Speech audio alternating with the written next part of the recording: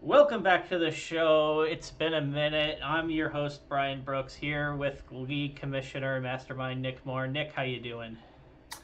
Well, Brooks, I'm doing okay, as well as you can do from a Tottenham perspective. Things are a little bleak right now, so I appreciate you taking the time out of your day to remove some of my suffering. Well, I will poke at it a little bit because I want to say that Igor Tudor lasted longer than the break between our last video and this video, but I'm going strictly off vibes on that one. I don't have the numbers in front of me, but um, Oh maybe man. Deserby will last longer than between now and our sixth episode. Yeah, maybe that's it. The sixth episode will have to wait until the Zerby's gone. So, We'll find out. I mean, I gotta say, I am taking suggestions for what team I want to change my allegiance to starting next season. So leave that in the comments since we have so many. So many comments. Can't go. You know what? We've taken so much. We've just been getting all these listener emails that we haven't been able to get through until now. But yeah, sorry for the long video silence. Turns out when you're not in the challenge, you don't want to talk about the challenge. Yeah, So maybe that's you guys should let the YouTube hosts play next year. maybe just man. Let's not group a death it again. Let's not bring in two rookies to run Oh shop. yeah, two rookies. Anyway, you know what? We since our last episode, we do have some good news.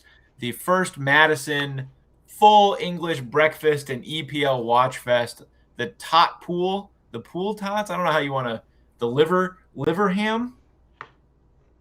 Anyway, it was a success. We had a nice little gathering watching Tottenham pull off amazing draw, which was not enough to save Igor Tudor's job. I think that might have been his only point in the league, which you picked a good time to get together for that. Yeah, I mean, outside of the what was it, the pointless win against Atleti when they were already down. Oh my gosh! And you know what? We're getting into some dark places here, Brooks. All Why don't right, we get into the FPL here? yeah, let's get out of the dark into the light. League update. Where do you, like let's talk about the league that matters. As you can now see on screen, we've got a top three that has in Travis, Aiden, and Nate Bosher, and you can see the gap there. Travis has opened up quite a nice 33-point gap. Not insurmountable, but we're coming down to the final weeks where um, if it's 33 going into the last week or two, he might have it wrapped up. What stands out to you about the league, Nick? Well, he does have a 33-point gap, but I think earlier in the year, he and Nate Bosher had a pretty sizable gap on everybody else. So it was like Travis, gap, Nate, gap, and then kind of like that meaty middle, as we talked about. And now it feels like Travis has maintained a little bit of breathing room, but now Aiden has really inserted himself into the conversation here.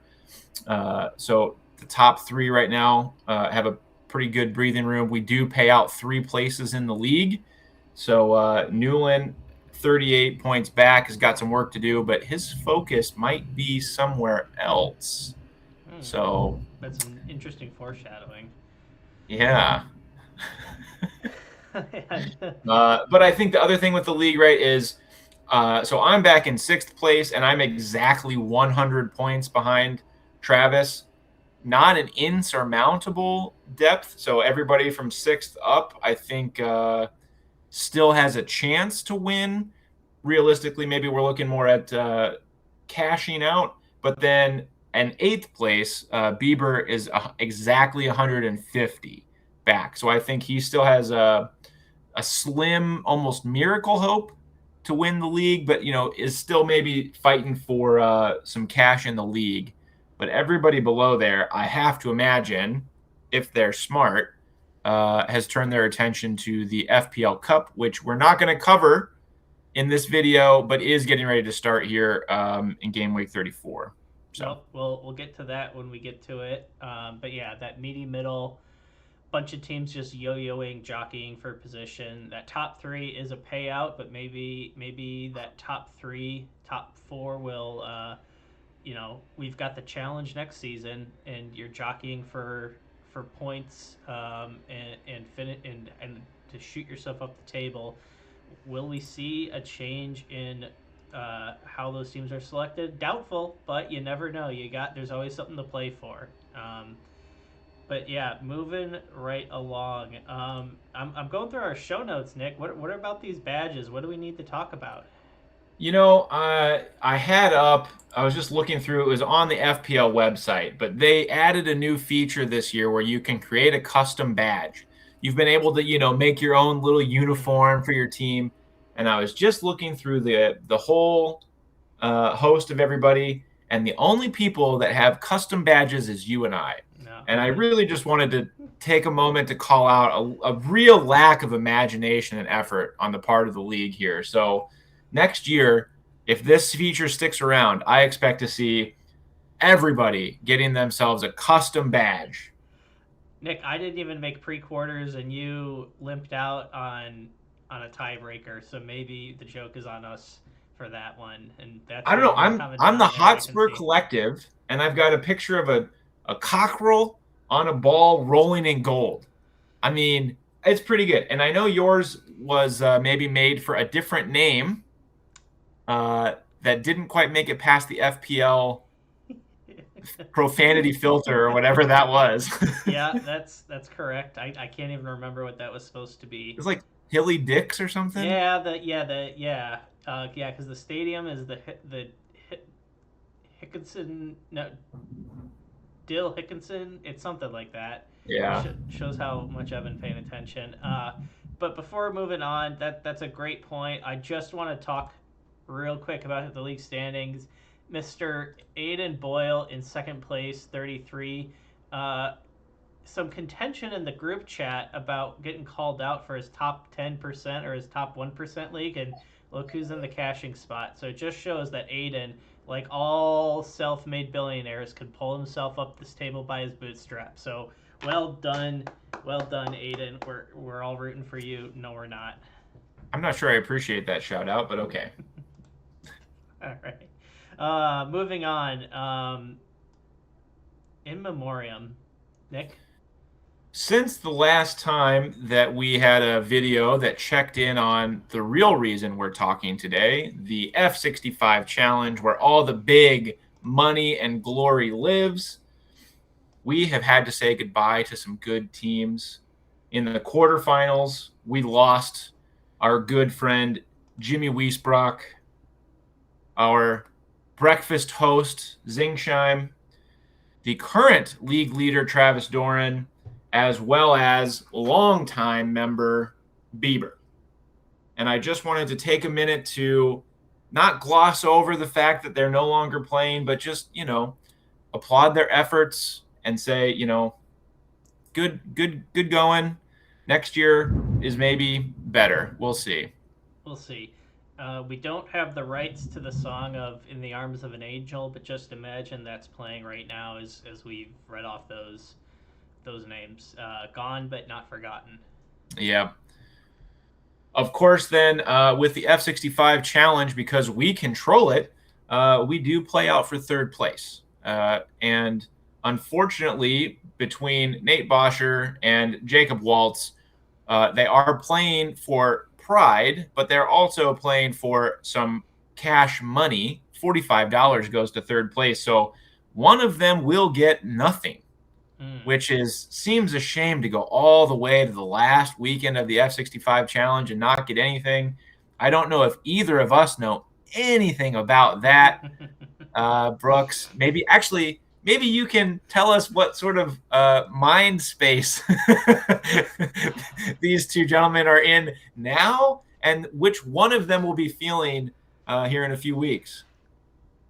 It's what speaking from experience, it's one of those things where it's so close you can taste it. And if I recall correctly, I lost on a tiebreaker in the third place match. And so it really hurts more to come up short so close.